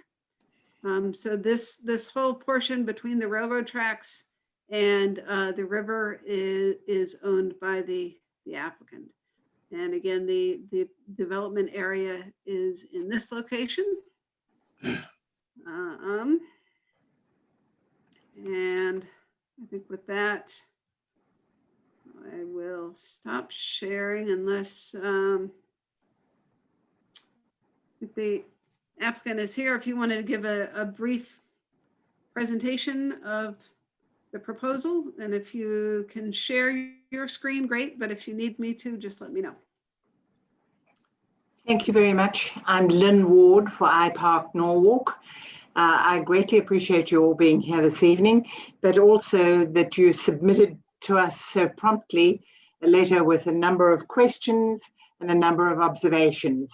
I have with me tonight on the team 2 engineers from the development team here, Steve Pistola and David Hughes, and we are here to address any additional questions that may be there and also to provide some responses, although since this is really hot off the press, we are still adjusting some of our plans so that we may resubmit certain sections. Just giving you a little bit of an overview of this project, iPark Norwalk is, many of you have probably been to see a doctor in one of the medical practices there. If you haven't, perhaps you've been to work out at the LA Fitness there, or perhaps you've been to see the IRS or one of the other businesses like Cannondale Bicycles, who are on the other end of the property. So you can hear from what I'm saying that this is the foundation for a wonderful mixed use opportunity. And what we are proposing doing is our UNO model of multifamily. This is all studio and 1-bedroom apartments. The average size is 750 square feet. We believe it is in line with the state of living today. I'm going to put this up just so that you can see that's our UNO. We call it state of mind, state of living. That's a typical UNO apartment in another of our developments. That happens to be a loft apartment. These are fun living places. You live small, but you have big recreational opportunities within the building. They're always in a mixed use complex. They're always walkable. That's what they are. By the way, the last one we did with 100 units leased up in 6 months, these are rents that are affordable, not in the legal sense of the word, but in the practical sense of the word.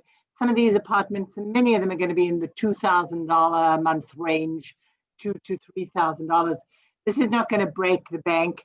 We found that the people who take these apartments are all workforce type people, if I can put it that way. We have many EMTs, doctors. We expect medical assistants. We expect that many of the people who will be in these apartments are already working on the site. There'll be people who are personal trainers in LA Fitness, and people who work across the road, perhaps at that Walmart complex that Alexis pointed out a moment ago. So this is very much a community thing. It's the creation now of the final step of a mixed-use community. So we also have a letter from the Zoning Commission, and we have a date set to discuss that. We have the letter from your commission before us.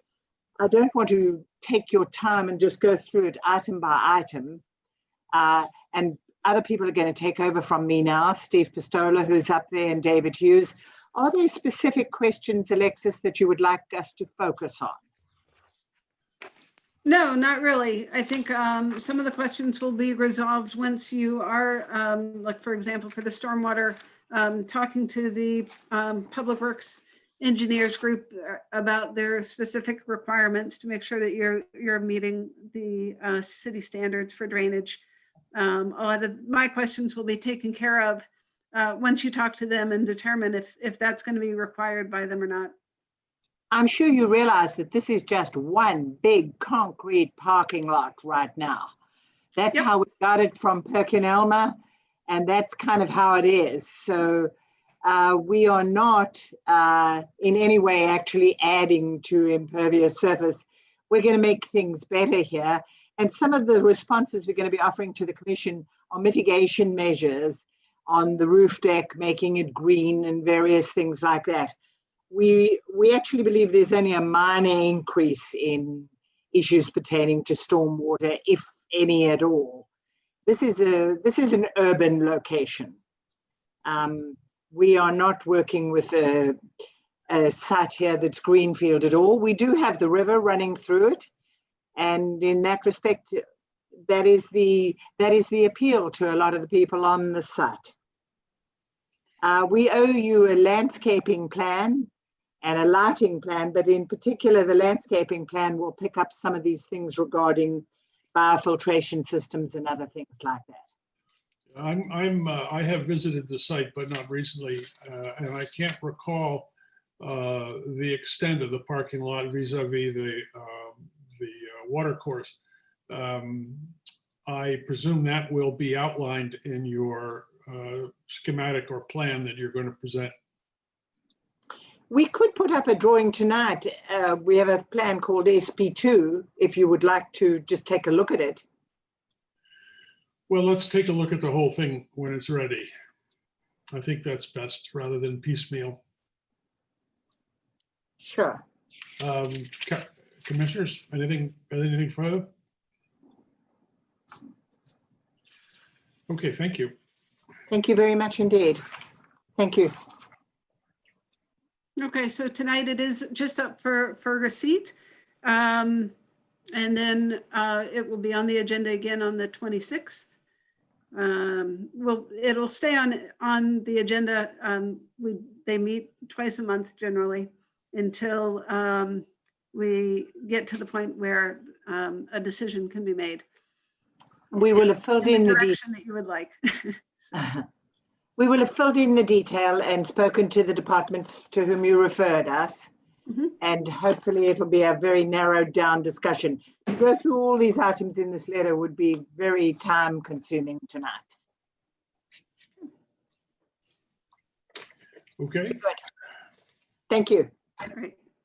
thank you. Now, if I dare say it, we move to section 4. Yes. And we start out with 12 Holiday Drive, S2553 for discussion and or decision. The Lawton family, corrective action, restoration of wetland, water course, and upland review area. And I think staff has something new to tell us about. Well, at the last meeting, Mr. Lawton had presented a revised plan that did remove all the mulch from the wetland area itself and removed the non-native plants and proposed seeding. It does propose to retain some of the more active recreation areas in the adjacent buffer. He had also proposed a shed within the upland review area in the rearmost portion of the property.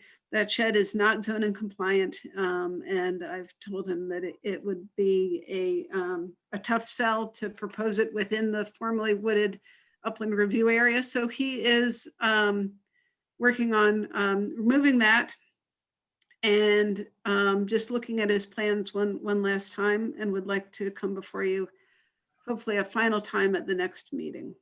Didn't know if you had any other comments. I have not yet written a staff report. If you want to offer any direction, go for it. Let's look, if the shed is not permissible where it is he going to put it someplace else in the upland review area or somewhere else near the wetland? It sounds like he was just not gonna, he's gonna make do without a shed like he has Good. for Thank you very years. much. That no shed. Anybody else?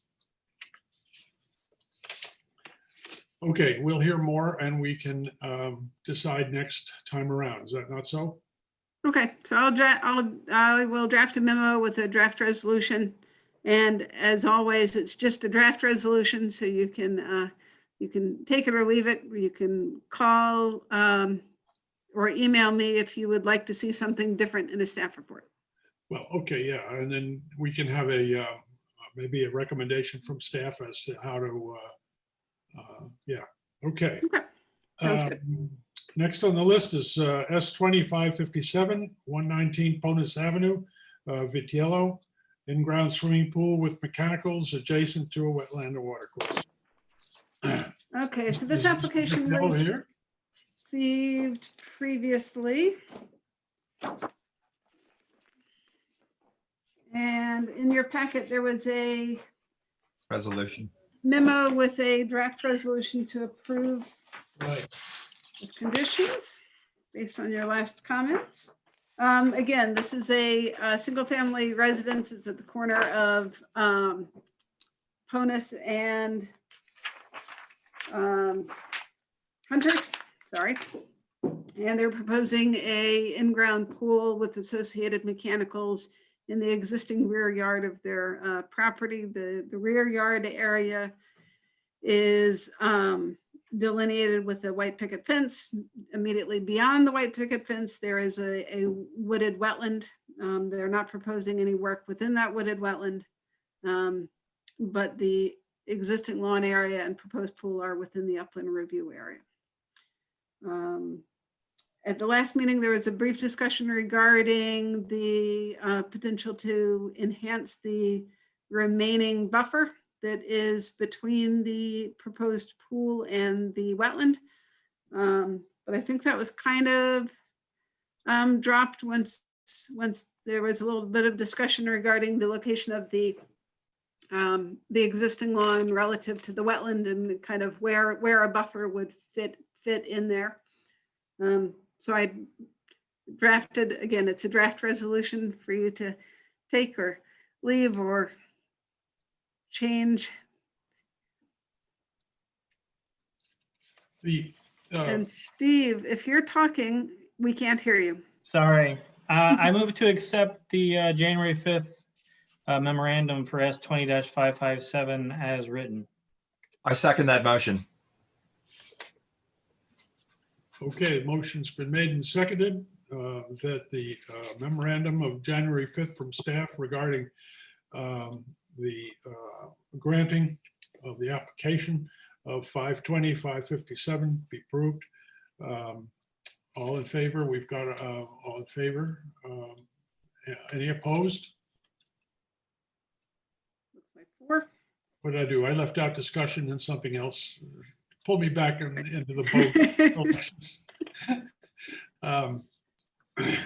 I saw 4 then hands she took the motion go carried. up. So I think you're good with a successful motion to approve the application. Right. Unanimously. Okay. Right. We can move on now to 7 Adams Lane, Mr. Tam, who's here. How are you, sir? Construction of new single-family residence with associated on-site septic system. Do we have a memorandum on this? We don't. We're still. No, not yet. So if you recall at the last meeting, it is a single-family residence, so it is subject to the city's drainage manual standards. And I do want to make sure that the proposed treatment of stormwater meets those standards before you take action, because that proposed stormwater management, whatever it is within the upland review area. I know that Mr. Tam has reached out to the Public Works Department, and the Public Works Department has started to review it. And I saw, Mr. Tam, I did see your discussion regarding your calculations for the sizing of it. So I was really waiting for that. And if you wanted to give all of you the opportunity to visit the site, and if you had any other comments or directions for me before I drafted a resolution. Yeah, there was a problem. The problem that came up, Mr. Tam, I think you described it last time. You wanted to tap into the sewer system but could not. And you had to cobble together something which was approved, I understand, by the health department for your septic system. So it is approved. It's okay to go. For the septic system. Mr. Tam, you need to unmute yourself. We're going to be lip readers by the time this thing is past us. Except for John, we can't read his lips. There's no way. He might actually be muted by us. No, I think he's. No?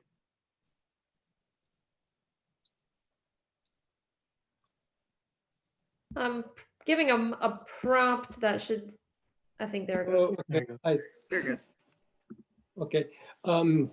My understanding, the discussion last time, I think it was in December, were centered on the placement of the house, which is now 48 feet from the wetlands, as opposed to prior approval, which is 40 feet. And then the other issue was the septic trench comes within 43.8 feet of the wetland, and the prior application was to tie in to the city sewer at Silvermine Club, but that's not possible anymore based on the Nora Public Works. So then Alexis brought up the fact that the stormwater drainage rain garden, she wanted to have that approved by the city engineer. So I sent him the calculations showing that the garden we have is actually 5 times the size we needed for that, the amount of roof drainage. And the rain garden is not within 50 feet of the wetlands. It's outside the 50-foot zone, but we just have not received a response yet from the engineer. He did email me saying he's looking at it, but I haven't heard a final response from him. So I believe we're just awaiting. We can certainly change the size of the rain garden any way he wants to. And again, it's outside of the 50 feet, but we're just waiting for some kind of a decision from him, so far as I understand. Okay.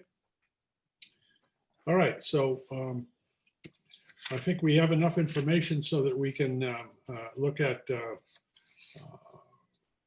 specifics next time. Alexis, does that make sense? Yes. Yeah. Any, sounds like no concerns from any of you Does anybody have? or any elements? Anybody want to inquire, add, express concerns? Okay. So I think that's it. Thank you again, Mr. Tam, for your patience. And, Okay. we'll be back to you next meeting, which is Yeah. 2 weeks. Fine. Okay, good. Move it along. Okay. All right. Thank you Thank for you. considering it.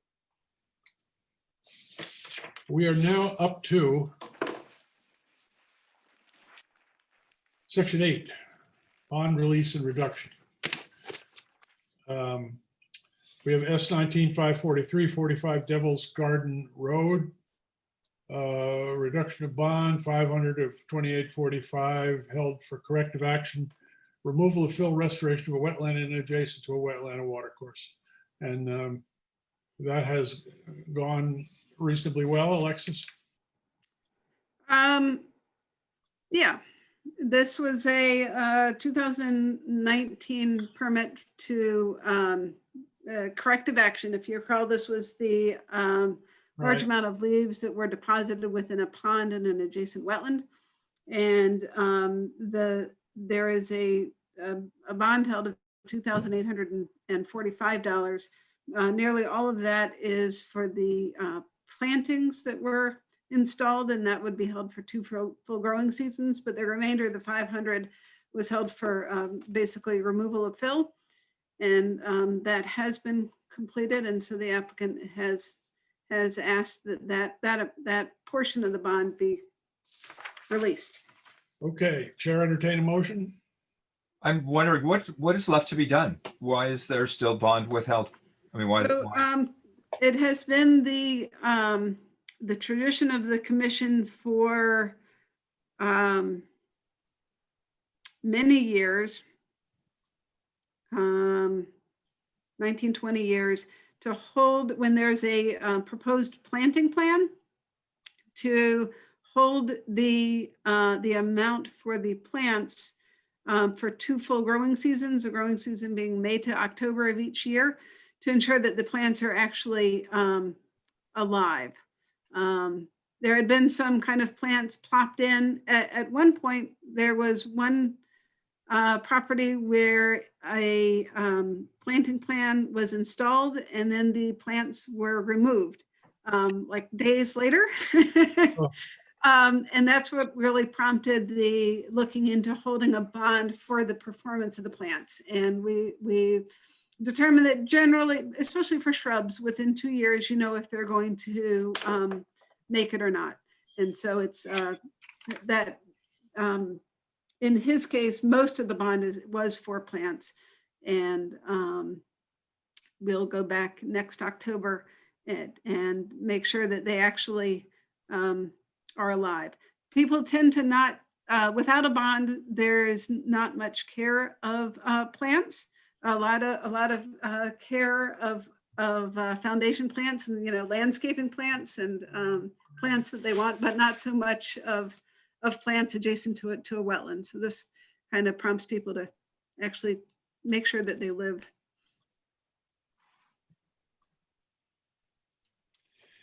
Okay, anybody want to make a motion here? Move to approve the reduction for S19-543. I'll second. All in favor? Aye. Aye. Opposed? Okay, Carries. I abstain. Abstain, okay. So we've got 3 approvals and 1 abstention. Got it. Okay, next, S19-509B, 3 Old Kings Highway, Glazer, release of bond 5,500 held for corrective action, modification of permit for construction of a new single-family residence with associated on-site septic system, stormwater management, and landscaping adjacent to a wetland and watercourse. So actually it's a typo and I have corrected the agenda since it's S17-507. 2017 permit to connected with the construction of a single family house. This was an additional bond held for 2 full growing seasons for plantings that were part of a corrective action planting when the plants that were approved were not installed in the correct location. And these plants were added to the buffer adjacent to the Silver Mine River. But they were all planted and it looks like they all survived. It actually looks quite nice. Great. After all that. So the staff does recommend release. Okay. Do I hear? Could I move to approve S19-509B? Reduction or release, sorry. It's past my bedtime. Okay. Who Understood. seconded? Anybody? I will. Okay. It's moved and seconded to remit bond $5,500 on S19-509B. Did I get that right? 509B? Okay. Moved and seconded. Any discussion? Approvals? All in favor? Aye. Aye. Aye. Opposed? None. Motion carries. Number 9, approval of minutes of December 8th, 2020 minutes. Anyone have any comment about the minutes? Karen, do you have anything? Well, I have to do something, for Karen's sake. I mean, I would have just assumed that they were good, but on page 2, you have, instead of borders, BORDERS, you have a piratical word, borders. So that's just an edit. I will find it. Any other changes? Anybody else? I move the approval of the minutes of December 8th. I second that. All in favor? Aye. Aye. Aye. And no negatives. So, and we've already adopted, so that passes. And we've already adopted the calendar, have we not? Correct. And public comments, anybody here that we didn't know about or wants to make a comment? You can raise your hand if you want to make a non-pending permit related comment. That's it. Move on to XII 12. That's you, Alexis. Do you have? The only other thing was that the last meeting, we also talked about the election of officers and having that on this agenda. But for this meeting, the 4 of you are it as far as members. So I thought it would be better to wait until you have more members. 2 members, Mr. Pence and Mr. Halawinko, are both on the Common Council agenda for tonight for reappointment. And so at the next meeting, you should be up to 6 commissioners. And thought that would probably be a better way to deal with that. I'm going to attempt to plug my computer in. If I lose you, just adjourn. But All right. Commissioners have any comment? Yes, I do. I have 2 questions. I'm new here, so I carry with me quite a bit of ignorance. Does the Conservation Commission have a public meeting just to address the public in the course of its annual schedule? I know that it's now about 8:15, and we just had room in the agenda for public comments. And I think it takes a very hardy individual to stick around for over 2 hours to wait patiently for public comments. I'm just wondering, does the commission create sort of a venue or forum just for talking to the public, with creating some kind of dialogue or exchange of views and information or anything like that? I'd say fits and spurts. So I know that for the longest time there was no public comment section when I first got here, and then for a while there was a concerted effort for the Conservation Commission to do more non-inland wetland regulatory work, and for a while they were meeting the third Tuesday. The third Tuesday of the month as well. This is when there was a push to get a open space planning document adopted by the city, which unfortunately didn't go anywhere. And so during that period of time, there was definitely more seeking of public comment. And then at some point, the public comment was added to every agenda. But that is a call for you and the other commissioners. Placement of it on the agenda, where it comes on the agenda. Nothing is set in stone. So actually, what I was thinking is having a meeting solely for the purpose of public forum, and not to review any applications or vote on or any other voting matters, just a public forum. I don't think that's a bad idea. The purpose would be to be more transparent as a board, and to maybe entice some people to come forward with ideas or comments that might not otherwise do so. If that sort of thing could be worked out, I would be in favor of it. Something to think about. I think there's room for multiple purposes, and I think you've identified two excellent ones, John. But I think the public in general doesn't really have much of a sense of what commissions do, and how the public can interact with commissions. It's interesting to understand that Alex visited the 15 Adams site because there was a tip from a neighbor.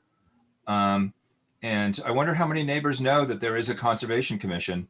How many residents in Norwalk actually know there is a conservation commission, and that there is a conservation officer on staff at the city who's responsible for reviewing violations and things like that. I don't know.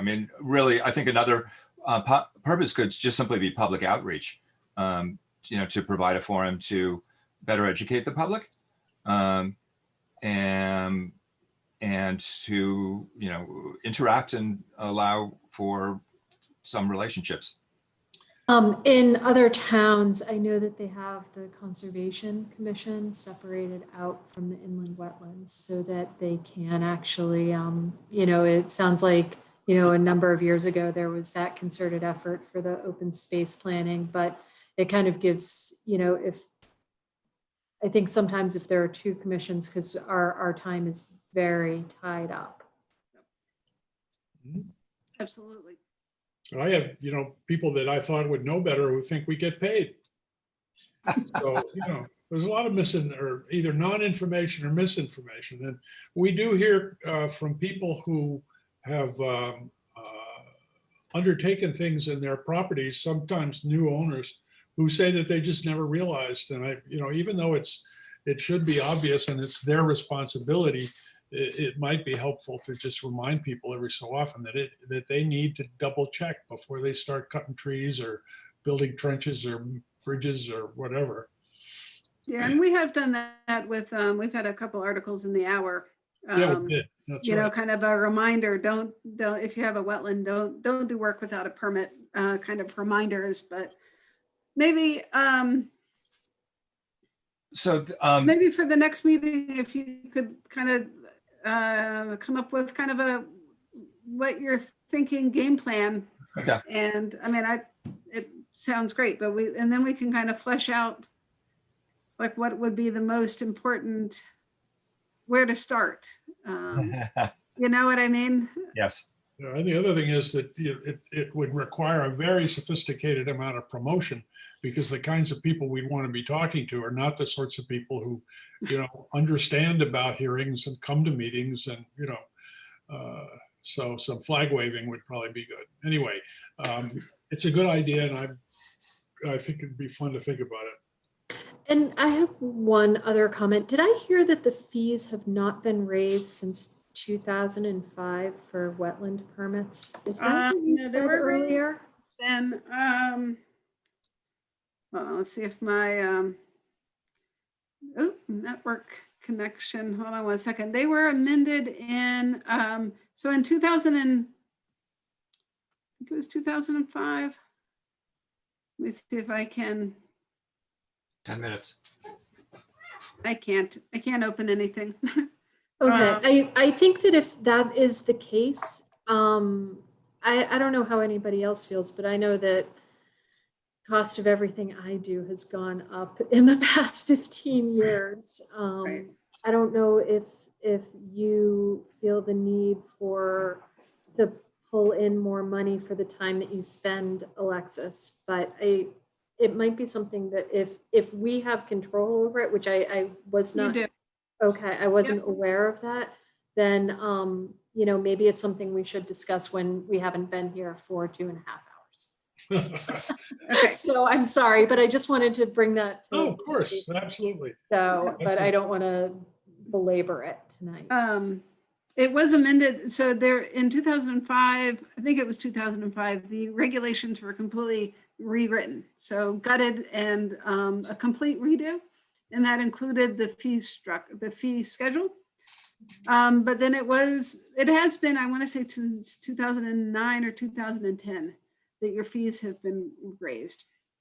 So we can certainly look at that. And honestly, I think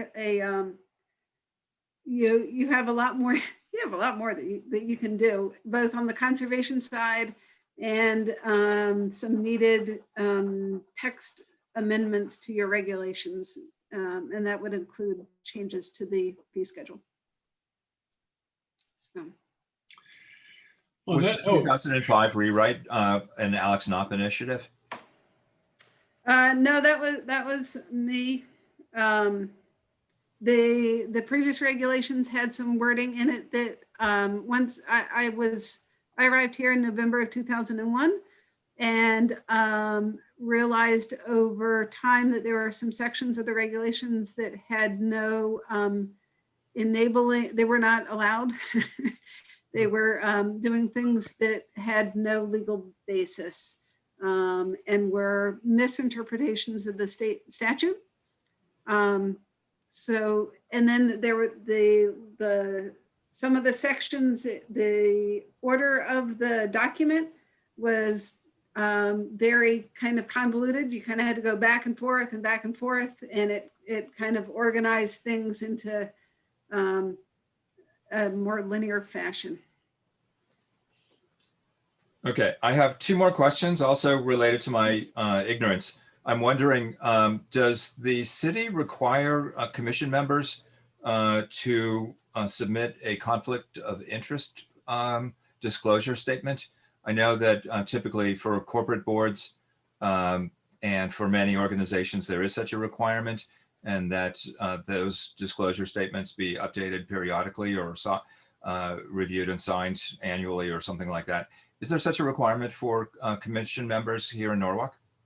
Not that I'm aware of. I know that for individual applications that come before you, it is as an inland wetland agency member, it is your duty to self-proclaim any actual conflict of interest or perceived conflict of interest before engaging in the decision-making process around that application.